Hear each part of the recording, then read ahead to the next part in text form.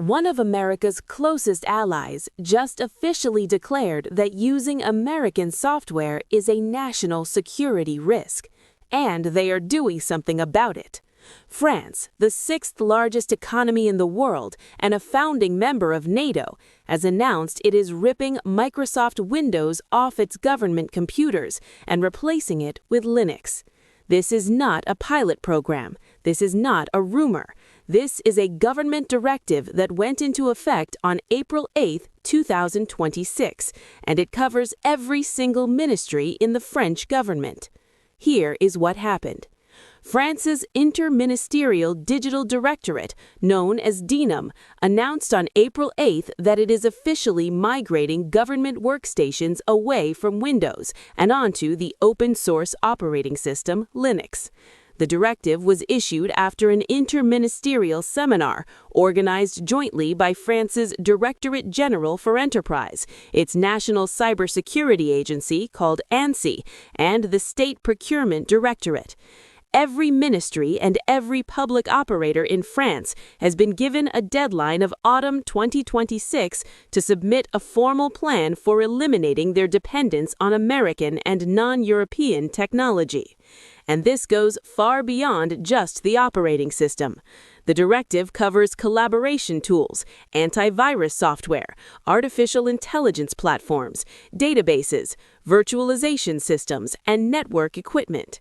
In short, France wants American software out of its entire government technology stack. French Minister of Public Action and Accounts David Amiel put it in language that should get every American's attention. He said, and this is a translation of his official statement, that France must become less reliant on American tools and regain control of its digital destiny. He said the government can no longer accept that its data, its infrastructure, and its strategic decisions depend on solutions whose rules, pricing, evolution, and risks it does not control. France's Minister Delegate for Artificial Intelligence and Digital Technology, Anne Lehanan, went even further, calling digital sovereignty not an option but a strategic necessity. So what is Linux and why does this matter? Linux is a free, open-source operating system. Unlike Windows, which is owned and controlled by Microsoft, a private American corporation headquartered in Redmond, Washington, Linux is developed collaboratively by programmers around the world, and its source code is publicly available for anyone to inspect, modify, and use. When a government runs Linux, it owns and controls its own digital environment. No American company can change the terms, raise the price, cut off access, or hand over data to a foreign government without permission. That is exactly the kind of control France is now demanding. The timing of this announcement is not an accident. France and the rest of Europe have been watching the Trump administration's behavior toward allies with growing alarm. Since January 2025, the Trump administration has imposed sweeping tariffs on European goods, attacked world leaders, weaponized American financial sanctions against International Criminal Court judges, and created an environment of deep unpredictability for European governments that have spent decades building their entire digital infrastructure on American platforms. The TechCrunch report covering this story noted directly that France's move is the latest effort to reduce dependence on U.S. tech giants following growing instability and unpredictability on the part of the Trump administration. That instability has pushed the question of digital sovereignty from a technical debate into a matter of national security. And France has already been moving in this direction for months. In January 2026, the French government ordered all 2.5 million of its civil servants to stop using Microsoft Teams, Zoom, Webex, and GoToMeeting by 2027. They are being replaced by Visio, a government-built video conferencing platform developed in France. The country's national health insurance body, which covers 80,000 agents, has already migrated to homegrown alternatives. They now use Chat for messaging, Visio for video calls, and France Transfer for file sharing, replacing Dropbox and other American services. France also announced last month that it is migrating its national health data platform to a fully sovereign domestic hosting solution by the end of 2026. The Linux mandate announced on April 8 is not the beginning of this push. It is the most ambitious escalation yet. France actually has proof this can work. The French Gendarmerie, which is France's national military police force with over 100,000 personnel, migrated to Linux-based workstations back in 2008. Nearly 2 decades later, that migration is considered a clear success. It saves approximately €2 million per year in Microsoft licensing costs and has reduced the total cost of ownership by an estimated 40%. Dynam has explicitly cited the Gendarmerie as the governance model for the broader national rollout. In February 2026, it was held up as the template for how every ministry should approach the transition. France is not alone in this direction.